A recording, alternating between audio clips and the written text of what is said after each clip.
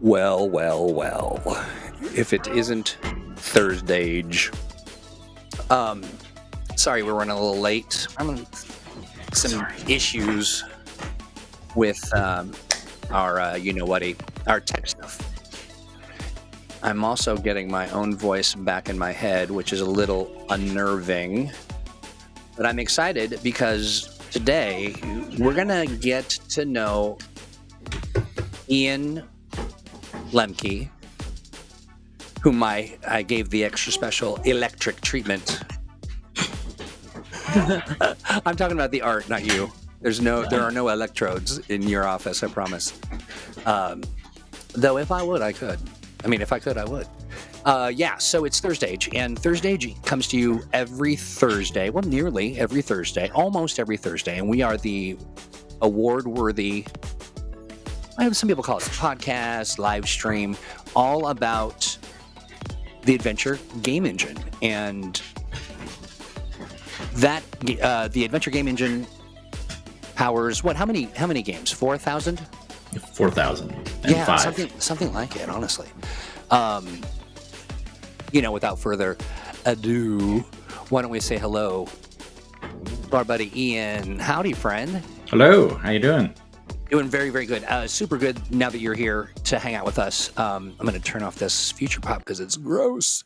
Let's see what we got here. Ren's here. Good. Jason's here. At least 4K. Yeah. Yep. Somebody says space age. Space age. So listen, Ian, you and I have worked together these many years. Always a joy. Always a blast. We have a lot of fun. We do a lot of fun stuff. Hey, Skyhammer Press is here. Let's see. Ren says, I vote you keep that future pop on all the time. You think so? No. You think so? No. I'm sorry. I've got to go with our guest. But yeah, so, you're a man of many hats. Yeah. Literal hats too, as well. You like a hat, like a top hat, and yeah. I would hasten to say that you might be. Sorry, Rain. Sorry, my friend. Look at you know what? There you go. It looks great on you, honestly. GM Jones is here as well. Right? Yeah. I would. Here's some things I know about you. You like a little bit of the gothiness. Yeah. I just learned that you worked in video games. I MMOs also mostly. MMOs. Yeah, me too. I like that. You also, I would say, are the best dressed Ronin. Oh, wouldn't you think? I don't know. I think that you put a lot into. I mean, that's not to say that we're all a bunch of slubs, but you definitely get into it. I like it. There are pictures of you throughout the internet. I'm thinking it's especially of your, what was it, Tales of the Bacai? What was that? Yeah. In that picture you gave me, you're wearing a top hat. You're holding like a crow skull. Yeah. That was great. Yeah. There's the artifact itself. There it is. Very nice. Very, very nice. Schlub here. Yeah, you and me both, Jonesy. But in addition, you're just a heck of a great guy to hang out with. Thank you. A lot of fun. You are too. Thank you. We've been doing ThursdAGE for when Owen was here. It was Owen and I, and we did it. We were moving into our third year, and you were one of our first other guests. You came on to talk about both, I think, Tales of the Bacai and some other stuff too before that. The Expanse, of course. But right. So that being said, I realized that only today am I learning about your background. I wanted to sort of just walk us through a little bit of who is Ian Lemke. I'm me. What? Where should I begin there? I mean, I was born in 1969. Nice. Also, I wonder if you talk to me a bit about your early game dev experience and kind of what you worked on, and then we can talk about how you moved into TTRPGs, and then we can talk about what's on the docket today. I thought I've told you this, but I don't think we've told the world. Okay, that's fine. I got started. It's kind of a weird story. some friends of mine at Johns Hopkins University ran a Shadowrun LARP, which I had never LARPed before. I had no idea. Right. For those who, people watching will understand or listening. LARP, live action role play. Yeah, role play. And LARP was still fairly newish at that point. There weren't tons of them like there are today. You didn't see it on TV and things like that. Yeah. But I spent the first hour or so just sitting in a room, not knowing what to do. Sure. But then I got into it and just fell in love and told a friend of mine about it. And then they ran another game. He played in that. And we stayed up hours just saying we have to run a LARP. I don't know what. You just loved it so much. You're just like, loved it so man, much. I We love wanted it. to do one of our own. That's great. And Vampire the Masquerade had just come out, and we were like, "This is it. That's what we have to run a LARP of." Obviously, this seems like it's perfect for a LARP. And this was before they had a live action version of it and everything. So that's what we decided to do. We wrote White Wolf for permission, and invited them to come to our game up in Harrisburg. Oh, interesting. Okay. They're like, "Hey, if you guys want to come," you figure, what the heck. Didn't hear anything back, but we went ahead with it anyway. Finally, I figured, oh, the heck with it. I'll give them a call. Talked to Wes Harris there, and he was like, "Oh yeah, I got your letter. We really want to come up." So sure enough, in October for I guess we had 200 people the first time. What? This LARP, yeah, it was insane. Well, how did you? Okay, wait a minute. So you were like, I love LARP, and then went all in. And then you just went all in. That is so great. And we wrote character backgrounds for all of them, made characters for all of them. Now, how do you get 200 for all 200 people? Yeah. Holy smokes! Now, how do you manage 200 people? What town do you go to? It was we used the hotel. We rented out the whole hotel. Well, the whole bottom floor. There was a Jerry Falwell convention on the top floor of the hotel. That is lovely. The idea of it, I love that. We told our people not to go up there, but yeah, so we had numbers of convention space rooms, and you could do stuff in your rooms too if you wanted or whatever. But it was insane. We had a great time doing it, and the White Wolf people apparently had a great time doing it too. And they were like, "Hey, we're about to do a live action version of this game. We like what you did. Would you like to be involved?" No joke. Wow. That's a testament too. That is, you're giving hope to everybody in the world that wants to get into gaming. And that's always my advice is the thing is you've got to do something, show what you can do. Yeah. You can't just go to people and say, "Hey, I have ideas." Everybody has ideas. Right. That's right. Yeah. So, I'm imagining that somebody with like that kind of like zeal and joy and excitement that, and you mustered quite a few people. That ain't nothing. That ain't not nothing. That's great. Yeah, weekend long thing. It was basically a little mini con, vampire con, and that. But so that's how we got involved. We ended up going down to Georgia for a designers conference on Mind's Eye Theater, and ended up doing a lot of writing for that. And then they ended up hiring Mike and I to develop the game as well. Once it was written. So we did that. That was my first time developing anything. That was an experience. That's great. And from there ended up moving down to Georgia to develop Mind's Eye Theater. And then, well, of course, Changeling was coming along. As soon as I saw that, I was like, I want to do that. That's the thing I want. So Morgan in chat says, I still love the first edition Changeling, The Dreaming. That book is gorgeous. Thanks for that one. Thank you. So, yeah. So I got to do that in first and second edition. And that's how I got into it. And that is a great story. That is awesome. Yeah, it was kind of, it's a little different. So now you had to have felt like your dream just came true. Mm-hmm. Yeah. Though they did kind of tell us they could only really hire one of us. So we were kind of splitting a salary. We decided when we went down. Okay, I can see for a why. while. Living the dream on ramen. Yeah. That's right. Well, that's probably, that I would say 90% of living the dream is, there's some ramen involved. Yeah. Okay. All right. So you have now before you got into to that, you were developing video games, and then you did No, video games came after that. That was when I was like 25. Wow. Okay. As many people know, there were a number of layoff purges at White Wolf, and I think I was the third round. Yeah. I do wonder if we ever ran into each other, because the White Wolf parties were legendary. Yes. They were, I can't even really repeat any of this. I mean, there is some, it was wild. It was I lit myself on fire. You definitely not the only one. I mean, there were some people on fire. There were, what do they call that sort of X-shaped wooden thing? I don't know. Where they put people on it? I have no idea what that's called. Your party, what are you talking about? It was like at the White Wolf party. Maybe I heard someone call it a St. Andrew's Cross once. Okay. I don't know. But anyway, yeah. So what are you trying to do here? This is an intervention. No. But yeah, so fun times at White Wolf, and then did you work at all when the White Wolf CCP thing happened? No, I was not there. I, in fact, got a lot of the layoffs from CCP hired to one of the places I was working when I was at ZeniMax Online. Doing Elder Scrolls Online.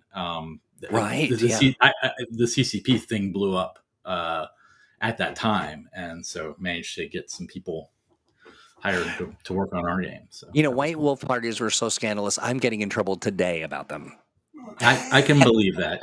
I've forgotten a lot of it. I got the mom voice, but you'll be happy to know that Skyhammer Press is there saying entrapment.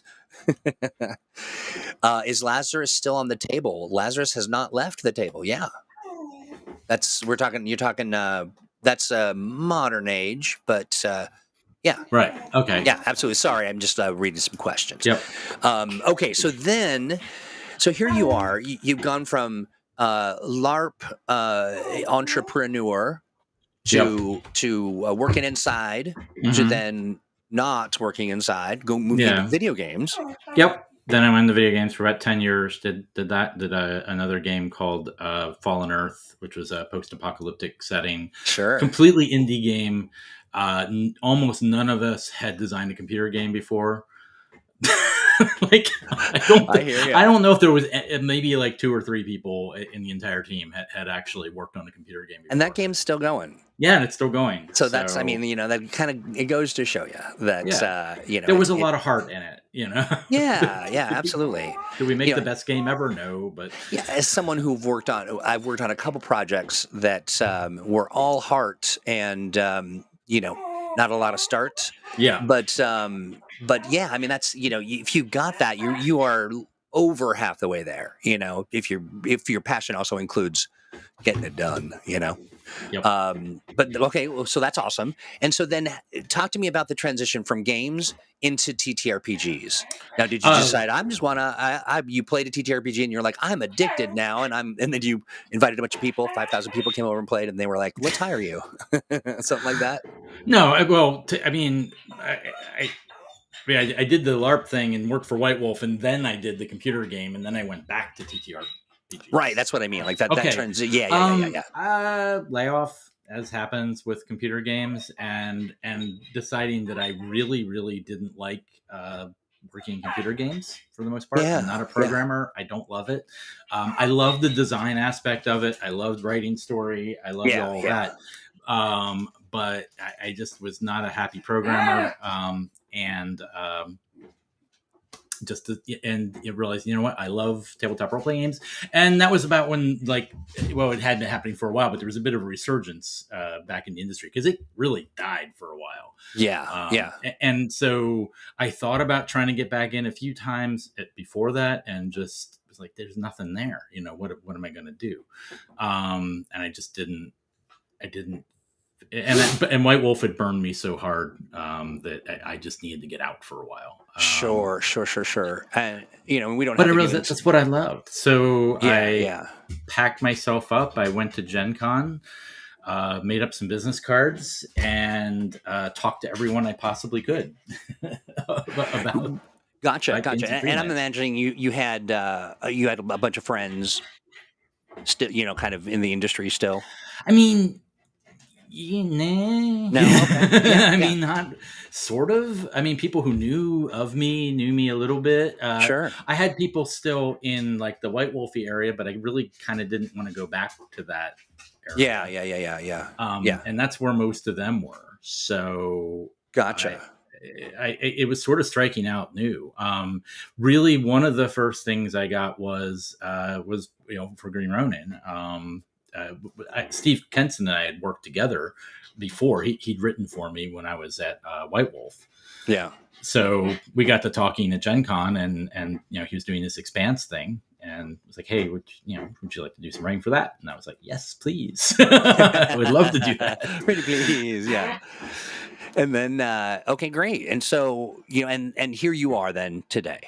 Yep, here I am today. That's great. I mean, I think it's fun to kind of go back and sort of see the journey, but you were really you were working in sort of hobby adjacent or, kind of entertainment, sort of, like playing video games or playing tabletop role play games. You see a lot of corollary between some of the design elements that kind of worked on through video games and what you've worked on for TTRPGs.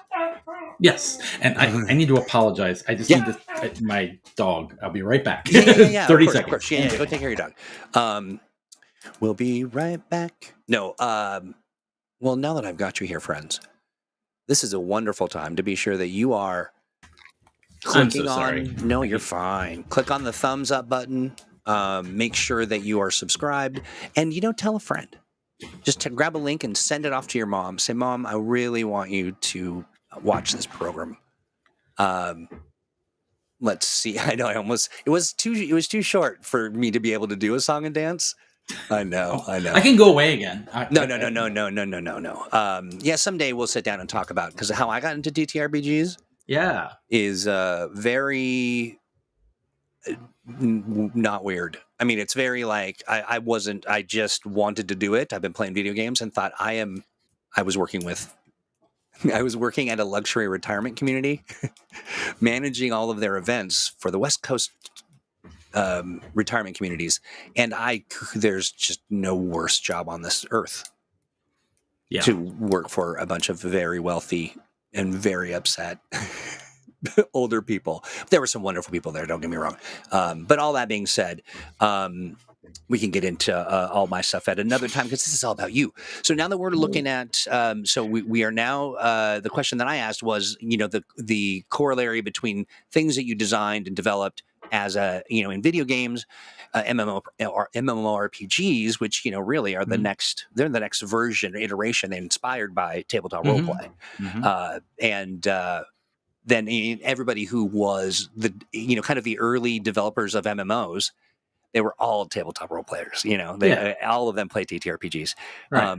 And so then, are there lessons that you kind of bring back and forth, some of those social systems, or did you kind of work with just a blank slate of brilliance? I mean, I think working on tabletop role-playing games, going into doing video games was more helpful than going back the other direction. Then, I mean, I had a lot of how to tell a story, how to organize, that kind of thing. Yeah. All of that was there coming from tabletop role-playing games, going to computer games.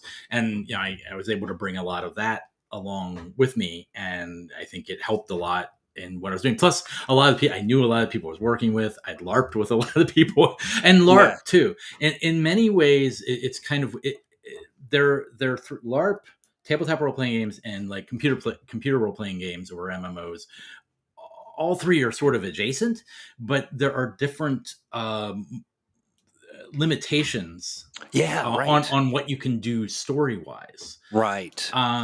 Like a LARP allows you so much freedom in the sense of that the players can go around, talk to whoever they want. They you have that freedom of action, and they're in the moment all the time.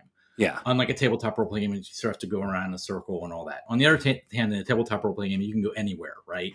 Anywhere you can describe, you can go. And then computer games have their own limitations in that, well, I mean, you can only program so much in there, and the Right. responses are limited in because you have to program in the responses for NTPs. That's right. Yeah. Sorry about that. That thing you said not to do, or what? You're fine. But so we've got a comment that says there's a lot of transference, but they have very different needs and expectations. Yeah, that's very true. Yeah. And boundaries, like as you were saying, limitations and I found working in all three that sometimes people forget that when working on them. Like they'll try to go a place with something. It's like, well, we can't do that. How right. is that going to happen? So yeah, I mean, it's been exciting. I think doing all three makes me more well-rounded in the sense of as a designer, because I've sort of seen things from a lot of different sides, and yeah, I do bring ideas on how things work from different places. I find that that with video game development, there is a little more discipline and cross-discipline work. You know what I mean? Like you work with people in a video game studio. You're going to work with people who are communicators. You're going to be working with people who are artists. You're going to be working with people who are programmers, and it runs the gamut of personality. And I find that with tabletop, it is, because it's less complex. It's still complex, don't get me wrong, but there's not quite as many disciplines that you will work with concurrently. Right. It's kind of more of a phased kind of thing, right? Yeah, and you have a small, Elder Scrolls Online with 500 people on our team, right? Holy smokes, 500 people. 500 people working on the game in various capacities. Yeah. So yeah, it's a very different experience from when I'm doing even a core rule book. You might be working with a dozen people, right, maybe 20, but it's not anything like that. So yeah, it's very different in scale.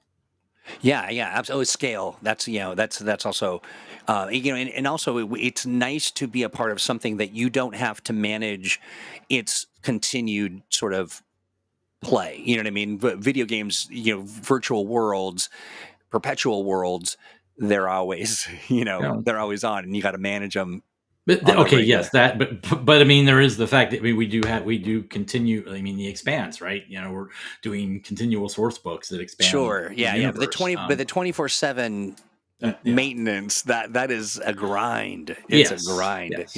Yeah. But and that's, you're absolutely right. I mean, that's that's a good point to make, and that is, of course, the beat goes on. That's the goal, is to kind of keep developing supplements and improving and augmenting and all that kind of stuff.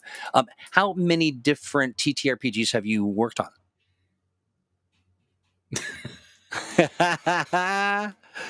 Okay, everything White Wolf did, I touched at some point, pretty much. Sure. One way or another. Well, all the core World of Darkness books. I'm not outside of that. And then, so if it's books that you didn't necessarily write and you just licked it, and then I think I've written for every line, at least something. Yeah. One of the source books, not necessarily the core rule book. Core rule book wise, at White Wolf, of course, changing second, in Mind's Eye Theater.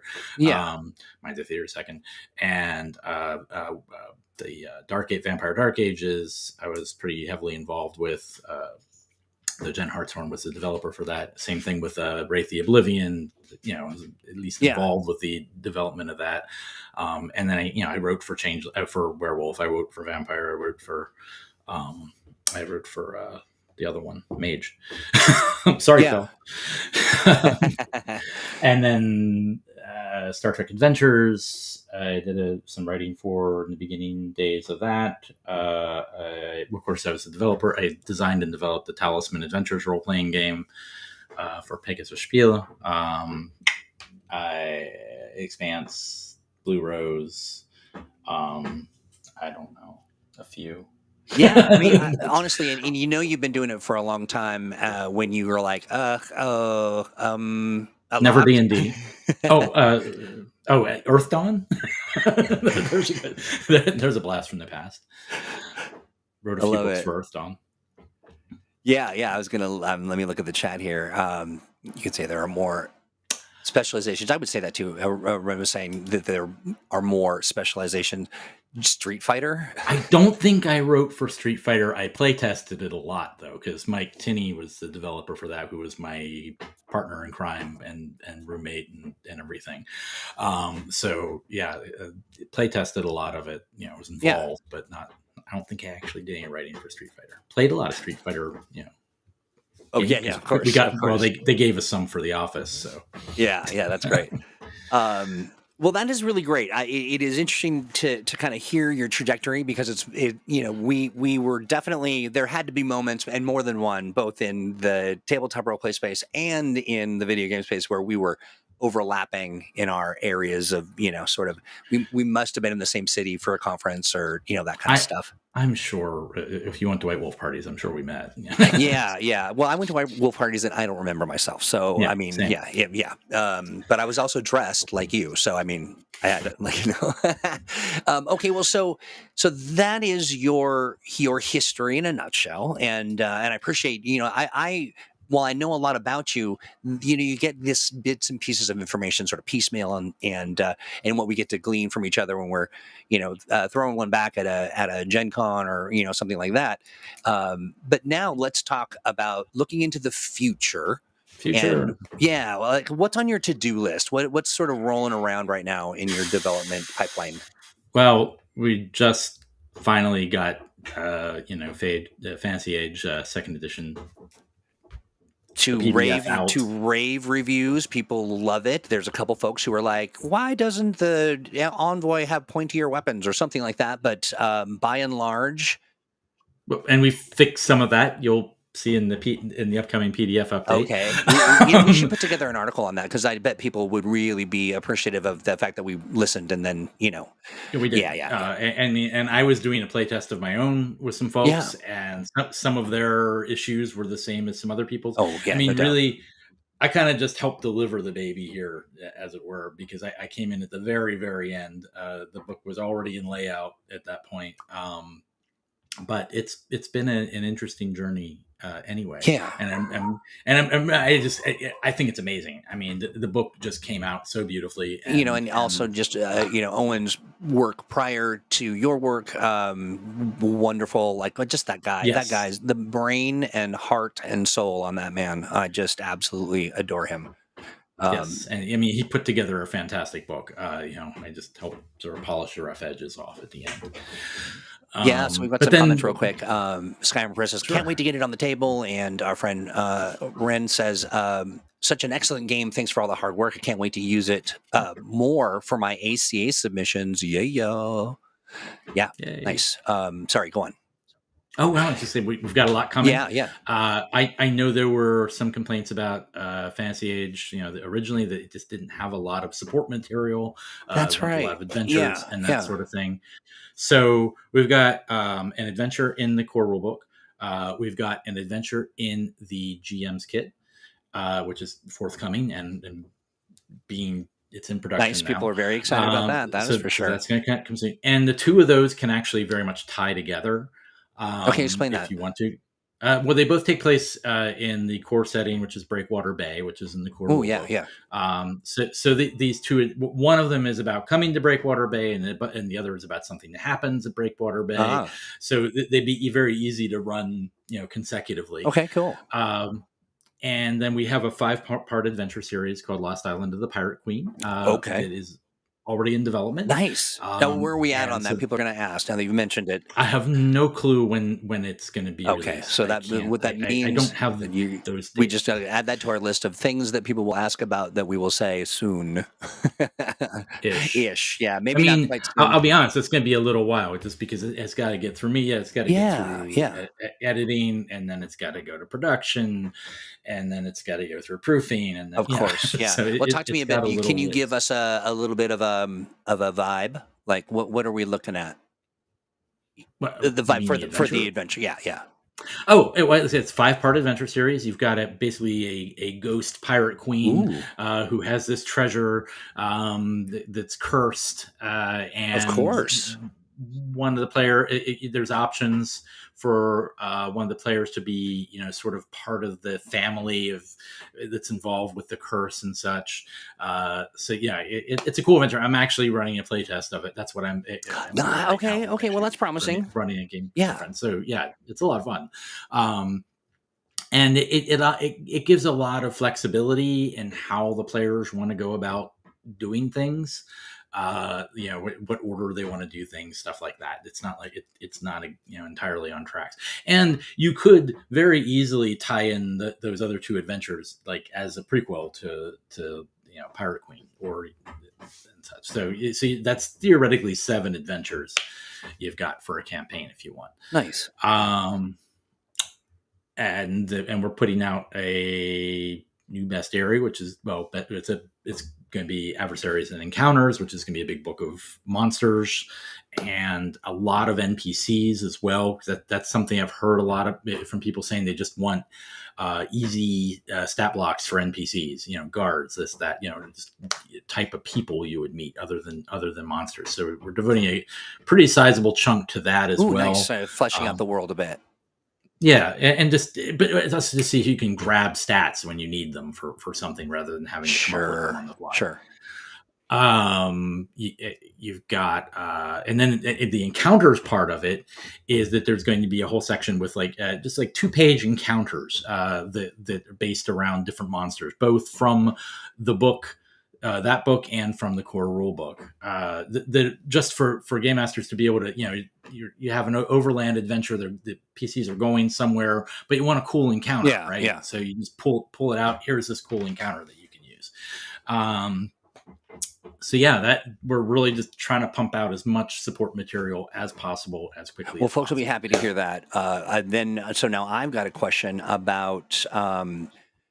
In chat here, Gerbo the Druid, which might be Gerbo, but we're going to go with the hard G on this. Any chance there could, in the meantime, be an update to the Freeport materials to 2nd edition? I can't say anything on that. Okay, yeah. This time, I think what I can say is you will probably. The thing is with that is that it's doing just a straight update. Like updating stat blocks and everything wouldn't make any sense because the stat blocks and everything are 95% the same. Right. There's almost nothing different. So there's no reason you can't use your 1st edition Freeport stuff. But it sounds to me like there's something. But we don't have to. Yeah. I'm not going to say anything, but let me just say Freeport is not dead. Right. Yeah. Far from it. And you will be seeing, and Freeport is part of the greater world because the setting for Fantasy Ages, we're calling it Stranger Shores, which is, it's going to be a very nautical setting in that there are places you can go and end up almost in other realms and other worlds. Yeah. Over the sea. So lots of opportunity for all kinds of things. And Freeport is definitely a major part of that. Well, I dig that. And there are some other requests. Nate Robbins has a series of them. Priests, podcaster, horses, living stock. Yeah, all that kind of stuff. Basically a lot of just the sort of generic stuff that, you probably... You don't need it all the time, but when you need it, you need it. And then you got to sit there and go, okay, what's its accuracy and what's its... Yeah. Hydrar asks, I always worry that I'm saying your name. I'm butchering it, friend. So if I am, my apologies. And if I'm not, of course I'm not. Any update on Age Creators Alliance in regards to Fantasy Age 2nd edition? And it's going to be... Is there something... You can probably answer that better than I can. Yeah, I'll be honest. I'm not that directly involved there. Hydra, here's what I promise you. On our next ThursdAGE is going to be devoted to the Age Creators Alliance. Yay. Talking about updates and all the things that are cooking. So, Hydralia. Oh, thank you. All right, good. I'm glad I'm saying it right. That won't be me because I'll be in Vegas. That's right. No, it might just be me. It might just be me showing things on screen. It might be me, but that'll be next week for sure. We're going to be doing that, and I will make sure that question gets answered. So, okay, so that's Fantasy Age. Any other pieces that you want to add to that? Oh, definitely, but I shouldn't. So Well, and I, that's I nice noticed. I too. noticed people were watching, like Nicole said That's right. that. That's right.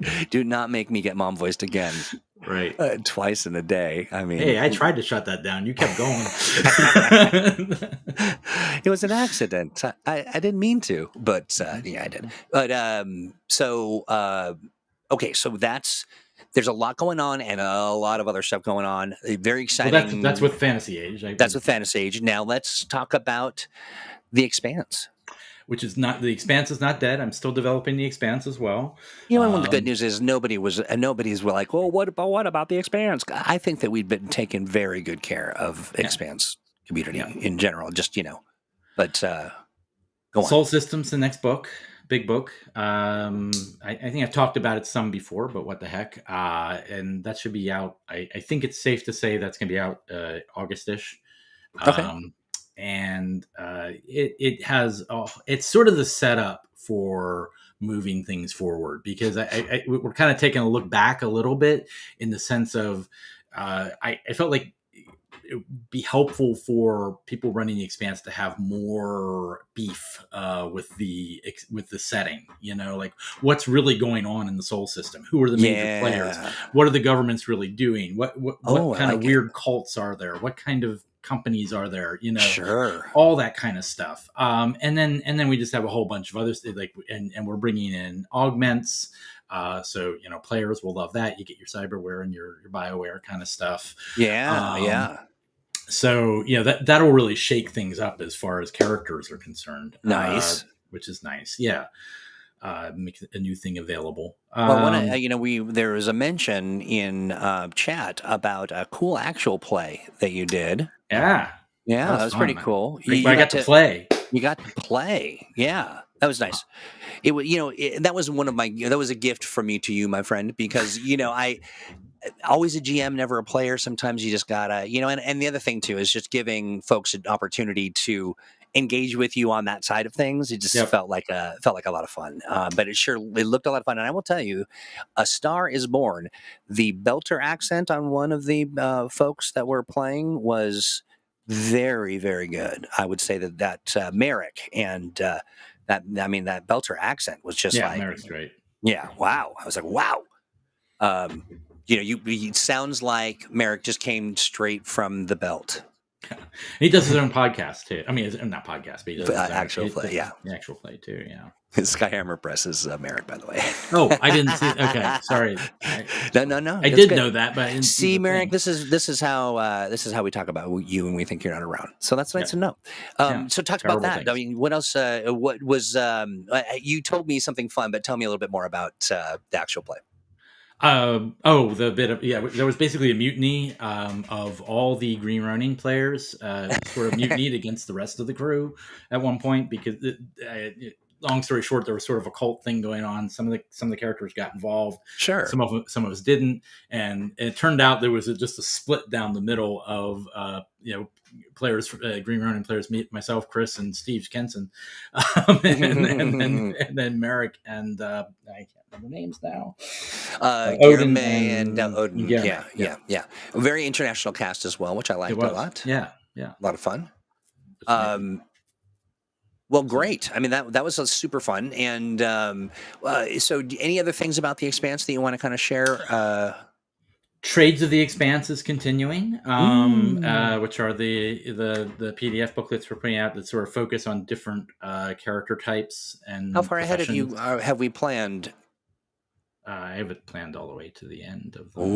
I can't say what that is going to be yet. No. But we've got at least a few more coming. Let's put it that way. But we've got 2 coming: Scouts and Planetary Explorers, which sort of are companion pieces to each other. Say that again: Scouts and Planetary Explorer. Planetary Explorer. Sort of. Scout is like the you're in a ship and you jump and you go to different systems and scout it out, basically just scan the planet, scan the moon, or I mean, there might be spies too. Scouts end up sometimes. I like it. scanning a military base or something like that. So lots there. And then planetary explorers, when they actually go down to the planet and take actual surveys of the world, physical surveys, find out what's actually going on there, what creatures are living there, what dangers there are, all that kind of thing. So that can be exciting. I love it. Well, I was going to ask you, when it comes to that kind of stuff, tell me how you go about getting ready or planning, or I don't know why I put you on the moon, but you're on the moon now. So you're kind of, orbiting the moon. You're a satellite.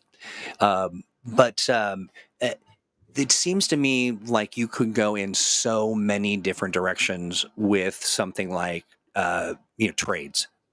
Right. Yeah.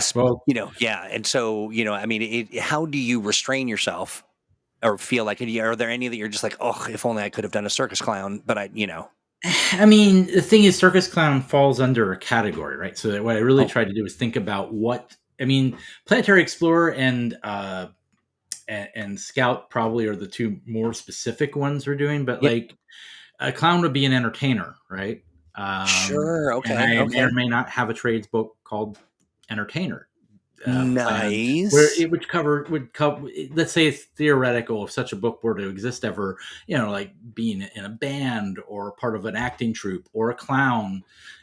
And what kind of adventures that could, stories that could involve, and what kind of special skills that skill sets they might have. Nice, with a kind of a twist that only the Expanse can offer. Even a circus clown's going to have a little fight in them. Sure. In the world of the Expanse. Master of the Game RPG says ThursdAGE is one of my favorite games. Love that. And let's see, anything in queue for more specializations for Fantasy Age? Not in specific queue, but I'm sure there will be more. Yeah. Jason, that'll be something that we add to the pile. But Jason, concerned about how 3 specializations kind of lead to character overlap is the feedback, but we'll take that under advisement. Yep. And I will say there's a book on the list that will almost certainly address that, at least to some degree. Nice. Okay, great. It's already planned. Sure. Okay, so that's great. Rest assured, Jason, it's on the way. But don't depend on it like you would depend on, say, a kidney or something. But it's coming. Yeah. So might be dead before it gets there, but I got to find out when we mentioned Space Age. Where did that? I gotta remember. Somebody did. I think it was Malcolm. Sure. I get that question quite a bit. I recall some mention of plans for a space opera like Age. Any tidbits on that? That would be Malcolm. That would totally be Malcolm. That's a Malcolm thing. So we'll, Gerbo, you're going to have to harass Malcolm when he is back. And don't hold your breath, Jason. Okay, good. Hard G. Great. Okay, well, so that's a lot of stuff. Yeah. I mean, that's a heck of a lot of stuff. That's my part of it. Yeah. And so now, given that you got your fingers in a lot of pies, is that the right saying? The fingers in pies? It just seems so. I want to taste them all. You want to taste? Oh, I see. So it could be like putting a finger in one pie, pulling it out, and tasting it, getting another pie. Not all at the same time. Well, it could be. That's just long fingers or tiny pies. That's all I'm saying. You do like a pie, and many finger in many a pie. Mm-hmm. I also just the idea of someone putting a finger in my pie just kind of makes me cranky. And I'm stupid at doing my own game on the side. So you are doing your own thing. Yeah. Definitely. Well, I want to make sure we talk about that before we end. As I want to get an update as a backer. I expect an update. No, I'm just kidding. You update people regularly. I'm just giving you the biz. But talk about what we've got cooking for Cthulhu Awakens. I don't have a lot to say there because I'm not. What you say? What you're a part of? Yeah. But I think we have another actual play planned. Nice. Time in the nearest future. I'm not sure of the details of that, but it is going to be a companion to a part 2, basically to what was it? What was the name of the other one? Something of the Bacchae. Yeah. It was the Revelations. Revelations. Of the Bacchae. Yeah. I'm going to say secrets, but no, it's Revelations of the Bacchae. It's going to be a part 2 to that. Same characters and a year or so later, and I'll give the teaser for it that I gave you, which is basically that the characters will all have been invited to a conference thing on a Caribbean island. They do not know that the others are invited as well. They're going to show up independently, and then shenanigans will ensue, and someone will die. I love it. Oh, I'm promising a death. All right. Wow. You are very, very adamant, or like you're resolute. Someone will die, and I'm looking forward to reprising my role and working with all of those lovely people that we were hanging out with. Yeah, super crew. To keep tabs on them on the social medias. Speaking of which, if you want to be a real cool kid. And you are already cool, but for those people who might be feeling not so cool, make sure that you're following us on our new TikTok. It's it's newly alive, but we'll be posting regular updates. We've got we're doing a bunch of stuff. Ian's learning some dances, and I'm looking forward to seeing. I knew there was a TikTok. Yeah, you might not have known, but now that you, but you were still scheduled to do a dance. Okay.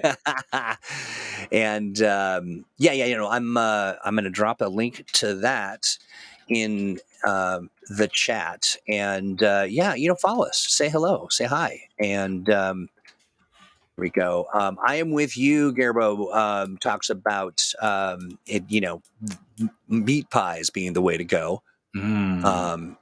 Yeah, apple pie. I'm not. I mean, I'm not. I don't really get into the whole American pie, apple pie, or in any of its incarnations. But what's your favorite pie to eat?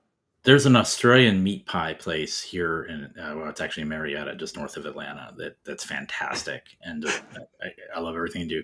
And in Baltimore, there's a pie that makes like dinner pies. Like they're all like they're not sweet. Well, they do have sweet pies too, but they have like hamburger, cheeseburger pie, and spaghetti pie, and pot pie, and just all kinds of different pies with different seafood pie, and they have all these seafood pie. Yeah, it's good.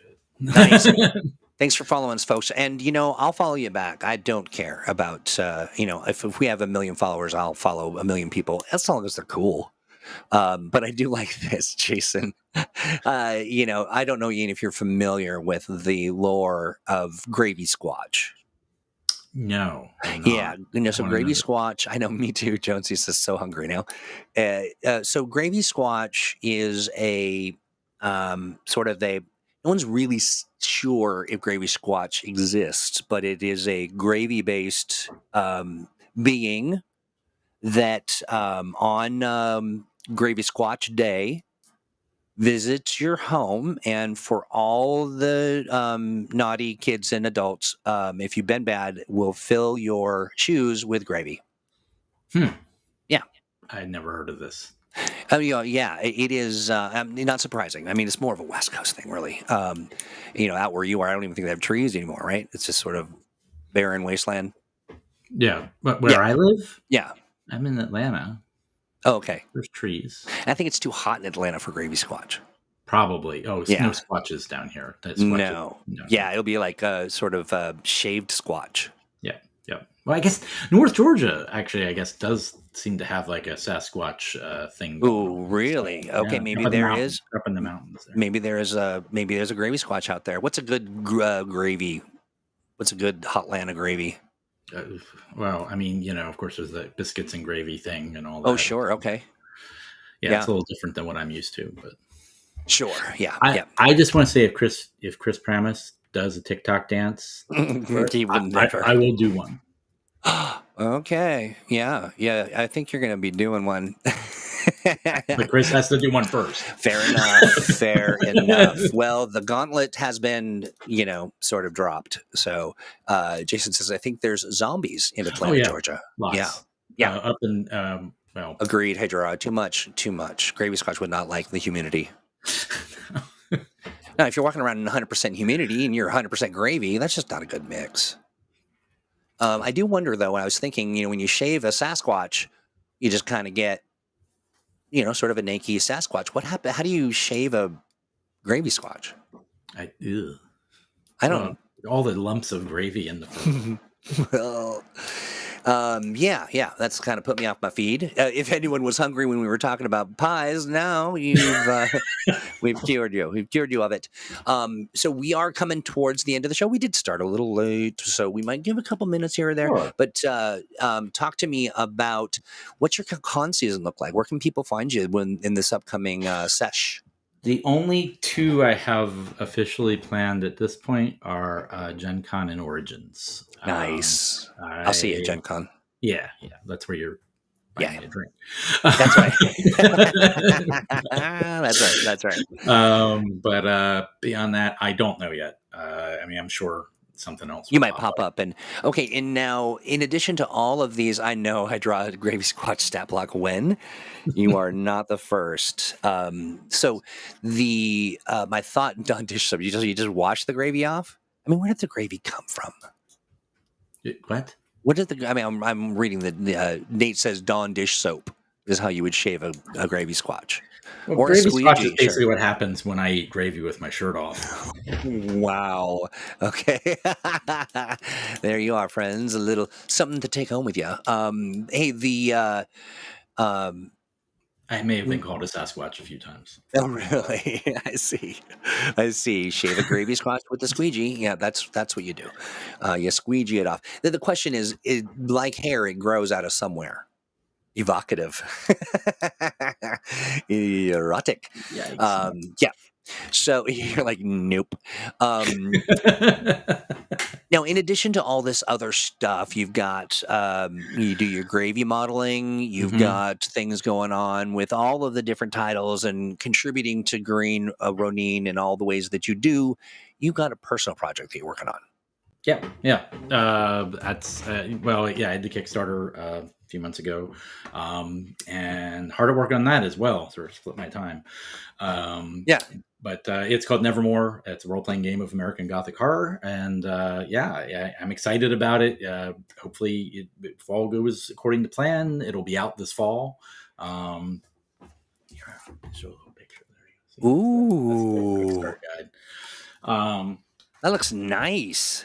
Well, the artist, I'm really, really happy about the artist. Her name is Yulia, and she's Ukrainian, actually, though she's currently living in Poland.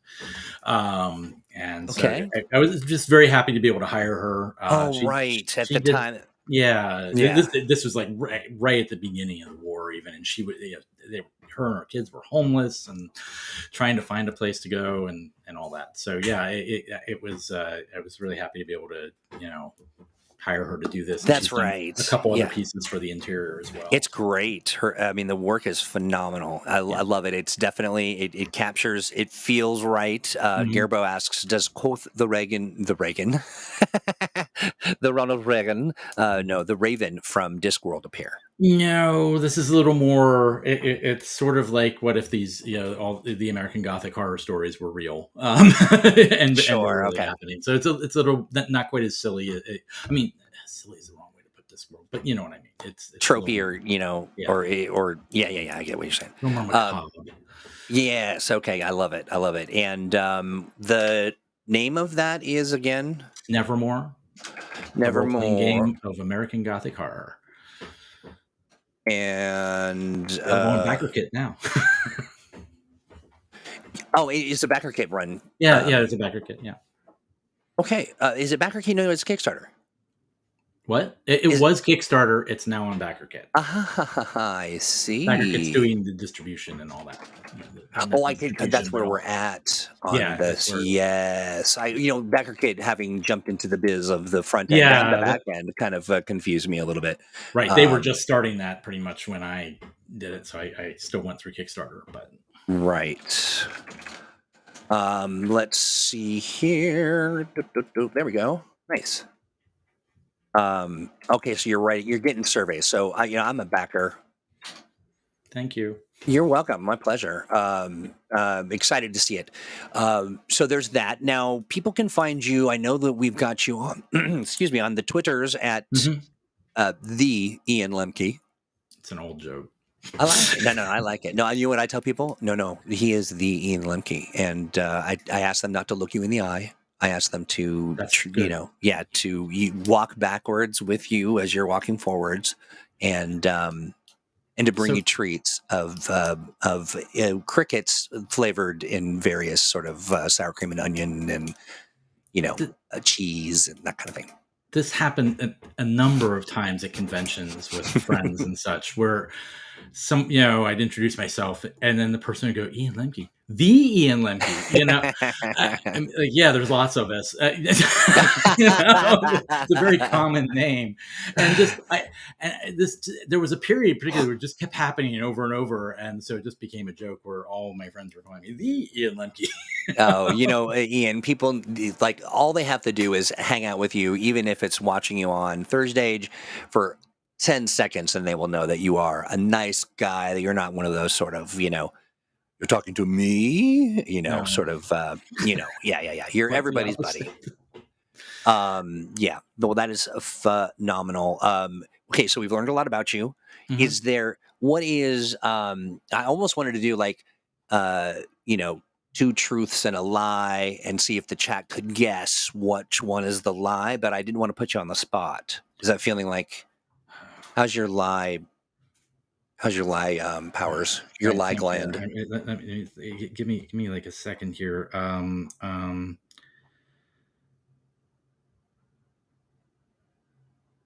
Let's see here. Here, let me get some music background.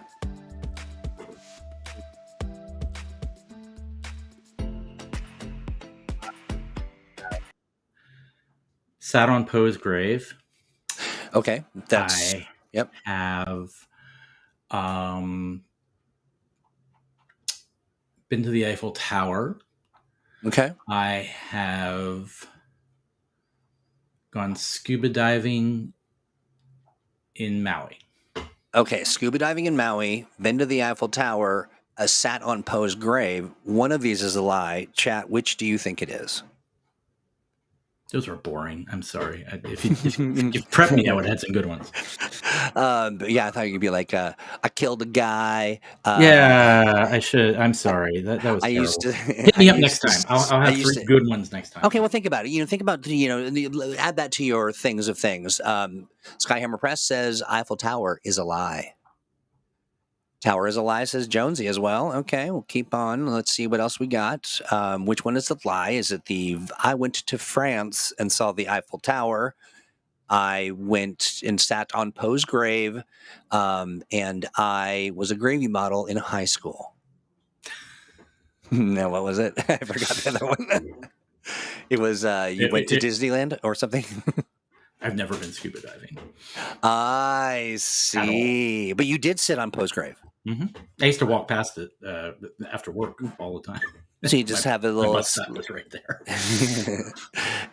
Nate, that says gravy model is a true, because you did admit to being a gravy model earlier in the program. I probably have been an accidental gravy model. That's right. Gerbo, you win, and your prize is the pride of knowing you won.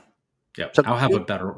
up with one next time. Okay, we'll do that. Well, we should add this as a new sort of feature of ThursdAGE where it should be. I think so. 2 truths and a lie, or something along. Well, we might gravy it up a bit, as we like to do.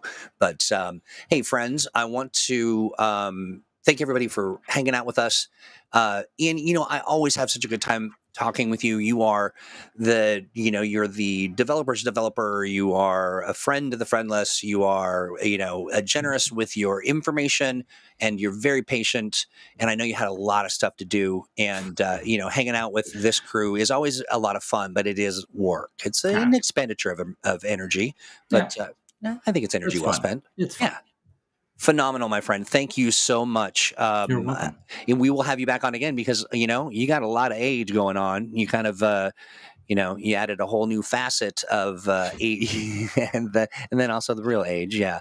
But it is the end of the program. We come to you every Thursday, roughly around 2 p.m. Pacific, 5 p.m. Eastern. And, it's all things Adventure Game Engine. And what we'd like you to do is tell a friend, leave a comment, give us all your thumbs. If there are stars, we want those as well. Thank you, Peter. Peter R. Scott Brooks says, thank you, Ian and Troy. And Skyhammer says, thank you. Ian, thank you, Troy. And then also 11 p.m. UK time. 10 p.m. Okay, gotcha. Sorry. Yeah, no worries, but we're glad that you make it anyway, our friends in the UK. And, Mondays are for Mutants and Masterminds Monday, when we get together with Alex and what's that guy's name? Steve Kinson, I think. Probably like the two friendliest guys in gaming. Oh my gosh. We have such a blast. I mean, truly one of the friendliest guys, hardest working, and just absolutely a joy. They're the kind of people that go, you're like, how about this idea? And they're like, yes, and we have a lot of fun. So that's on Monday, same time, same place, Moom Ammo. That's right, Nate knows. And you can come by. We've got some fun stuff planned. I know that Monfrere Kenson will not be in town next Monday, but we're planning something fun. So I think you'll enjoy Alex and I in our witty repartee. And then, of course, we'll be back this next Thursday. We're going to talk about the Age Creators Alliance. And we're going to give you some real juicy bits, stuff that you want to know about, because I want everybody in chat to develop something for the Age Creators Alliance. I want to see it on my desk on Friday after that Thursday show. So get to develop it. Ian, thank you once again. We'll be seeing you again in future ThursdAGEs, because, that's what we do. And until then, everybody have a great rest of your week, and we'll see you Monday for Mutants and Masterminds Monday. Bye.